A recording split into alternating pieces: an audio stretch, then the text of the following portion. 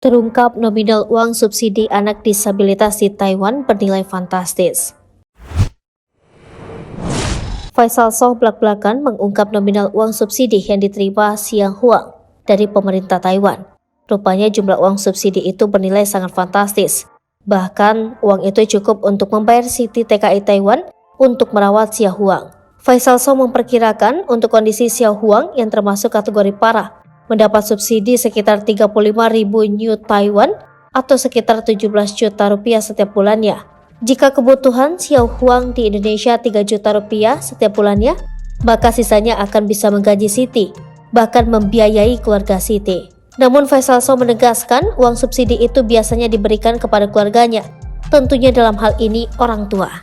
Hal itu kata Faisal Sow yang kemudian membuat orang Taiwan banyak yang menitipkan anak disabilitas ke panti sosial atau dirawat oleh tenaga kerja Indonesia. Apalagi kata dia jumlah subsidi yang seharusnya diterima Sawang setiap bulannya berjumlah fantastis. Sebab Sawang termasuk dalam kategori anak disabilitas sangat berat.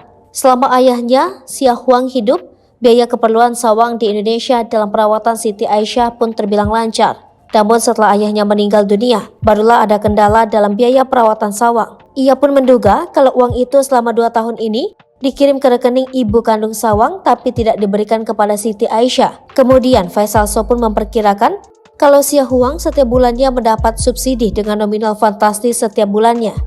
Perkiraan saya, saudara saya yang disabilitas dalam kategori berat per bulannya dapat sekitar 28.000 NT atau sekitar 13-14 juta rupiah. Nah, Xiang Huang ini kategori sangat berat, berarti kan di atasnya lagi. Nah, selama ini yang diterima Siti di bawah angka subsidi, ungkap Faisal Sow. Ia juga menuturkan selama 6 tahun di Taiwan, ayahnya Xiang Huang rutin menerima uang subsidi tersebut.